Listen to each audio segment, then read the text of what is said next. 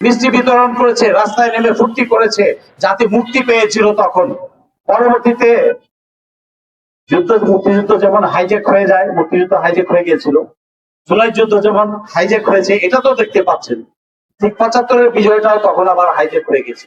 আবার ধীরে ধীরে ভারতীয় সেবাদাসরাই চেপে বসেছিল, যেই কারণে এই বীরদেরকে মিথ্যা বিচার করেছে। অতএব যারা এখনো বেঁচে আছেন তাদেরকে সসম্মানে ফিরিয়ে এনে ক্ষতিপূরণ সহ তাদেরকে পুনর্বাসিত করতে হবে। মেজর ফজলুল হত্যার যে জবাই করে হত্যা করেছে জেলখানায়, তার বিচার করতে হবে। অন্যান্য সকল হত্যাকাণ্ড, শাপলা হত্যা, বিডিআর হত্যা এবং আরো যা আছে, জুলাই গণহত্যার যে বিচার, এগুলা শেষ করতে হবে। সবকিছু পরিষ্কার ভাবে ন্যায় বিচার করে আইনের শাসন পুনঃপ্রতিষ্ঠা করতে হবে এই দেশে। যদি আইনের শাসন পুনঃপ্রতিষ্ঠা করা না যায়, তাহলে নতুন বন্দোবস্তে বাংলাদেশ গড়তে পারবেন না, এটা পরিষ্কার। এটা ছোট বাচ্চা ছেলেও বোঝে। কারণ আপনাকে থানায় পানায় কোনো না কোনো ছলে বলে আপনাকে সুমন করে ফাঁকি দিয়ে মিথ্যা কেসে ফাঁসাবে, আবার সেই একই কাজ করবে। সামনে যায় যেই কি বলে সরকাররা আসবে বা স্বৈরাচাররা আসবে, যদি আসতে পারে। অতএব ছাত্র জনতাকে, সাধারণ যোদ্ধাদেরকে, সামনে যে ভোটাররা আছেন ভোটারদেরকে যার যার অবস্থানে থেকে সঠিকভাবে সঠিক ভূমিকা পালন করতে হবে। সৎ, দেশপ্রেমিক, নির্লোভ, ভারত বিরোধী চেতনা ধারণ করে এইরকম প্রার্থীকে আমাদের ভোট দিতে হবে। আমরা ভোট দিব না কোনো লুটেরাকে। কারণ লুটেরা যদি আবার আসে, সে লাইসেন্সটা একটু পোক্ত ভাবে পাবে, A+ গ্রেডের লাইসেন্স পেয়ে যাবে। তখন AAA ক্লাসের লুটপাট শুরু করবে। আপনার আমার ছেলেরা রাস্তায় রাস্তায় হোঁচট খাবে, ভিক্ষা করবে। আপনি যে চেতনার স্বপ্ন দেখছেন সেটা কোনোদিনই বাস্তবায়িত হবে না। নতুন বন্দোবস্তের চেতনা দিয়ে আমরা যদি বাংলাদেশকে ভালোভাবে করতে চাই, তাহলে এখনই সময়। এই 12ই ফেব্রুয়ারি হচ্ছে সময় যখন আপনি লুটেরাদের নো বলে দিবেন। সঠিক লোক, সৎ লোক, দেশপ্রেমিক লোক যাতে আমরা 300 আসনে পাই। ওই আসনে 300 আসনে ভালো লোক গেলে ভালো চিন্তা করতে শিখবে। লুটেরারা কখনো ভালো চিন্তা করে না, সে তো তখন তার পকেট ভরার চিন্তায় থাকে। অতএব দেশকে করতে হলে হা ভোট আপনাকে দিতে হবে। হা ভোটটা কোনো দলের জন্য না, কোনো প্রার্থীর জন্য না। হা ভোটটা আপনার দেশ আগামীতে কিভাবে গড়বেন সেই জন্য, এবং হা ভোটটা আপনার আগামী সন্তানদের জন্য। আপনি কি সন্তানদের জন্য নিরাপদ, সমৃদ্ধিশালী, সুশাসনের বাংলাদেশ চান? যদি চান তাহলে আপনাকে হা বলতে হবে।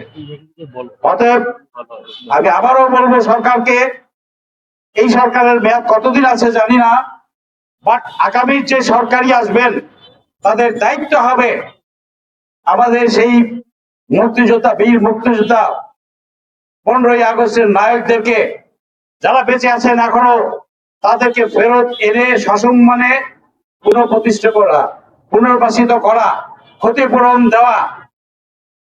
মেজর ফজলুল হুদা জেলখানায় হত্যাকাণ্ডের বিচার করা। আমি অনেক আইনজীবীকে দেখি কেমন যেন একটু নড়ে চড়ে ঘটে, উস্কুস উস্কুস ফিল করে।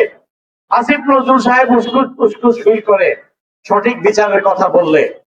তারা এই দেশে সব ধান্দাবাজরা আছে, ধান্দাবাজদেরকে এমন সিস্টেম করেন আপনার পিটাইয়া নিয়ে বঙ্গোপসাগরে ফলাইতে হবে না, ও নিজে নিজেই দৌড় দিয়ে বঙ্গোপসাগরে চাপ দিবে। অতএব সামনে নির্বাচনে আপনি সঠিক লোকটাকে ভোট দেবেন, সে যে দলেরই হোক। সে যদি যোগ্য, দেশপ্রেমিক, সৎ, নিজ দেশের চিন্তা চেতনা করে, এমন লোককে ভোট দিবেন, যে দলেরই হোক।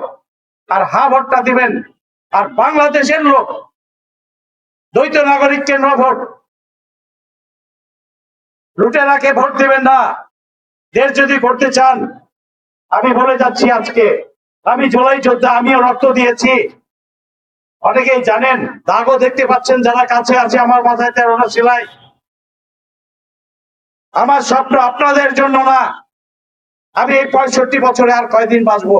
আমি চাই আমার সন্তানেরা একটা ভালো বাংলাদেশ পাক, উন্নত বাংলাদেশ পাক, সুবিচারের বাংলাদেশ পাক, ইনসাফের বাংলাদেশ পাক। অতএব ভারত আমাদের চিরশত্রু। এ ব্যাপারে যে সাড়ে শয়তান আপনাকে বুঝাইতে আসবে ভারত ছাড়া চলবে না, আরে না, কেন? কই 19 মাস ভারত ছাড়া চলি নাই আমরা? কোন সমস্যা হয়েছে? কেউ না খেয়ে মরেছে?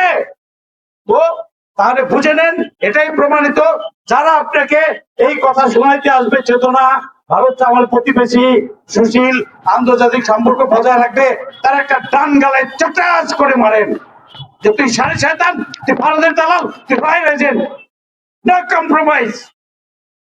আমি এই কথাগুলো বলছি, ফালতু কথা বলছি না, আমার জ্ঞান থেকেই বলছি। অতএব যারা স্টাডি করছেন করেন, এই বিষয়গুলো নিয়ে চিন্তা করেন। আগে দেশ, তারপরে অন্য কিছু, তারপর রাজনীতি, তারপরে দল। দেশ বাঁচলে আপনি বাঁচবেন, দেশ না ঠিকলে আপনার রাজনীতি, ব্যবসা, বেঁচে থাকা কোনোটাই হবে না। অতএব আমরা যে বলি সবার আগে দেশ, এটা অর্থটা কি এটা বুঝতে হবে। সবার আগে দেশ মানে এই কথাটা সবকিছুর জন্যই প্রযোজ্য। অতএব এটাকে বুঝতে হবে, মানতে হবে, সেই অনুযায়ী কাজ করতে হবে। আমি যে কথাগুলা বললাম যদি আপনারা একটু ধারণ করেন, আপনার সন্তানকে বোঝান, তাহলে আমি নিশ্চিত এবং আশাবাদী আগামীর বাংলাদেশ সুন্দর, সুবিচার, ন্যায় বিচারে বাংলাদেশ প্রতিষ্ঠা হবে।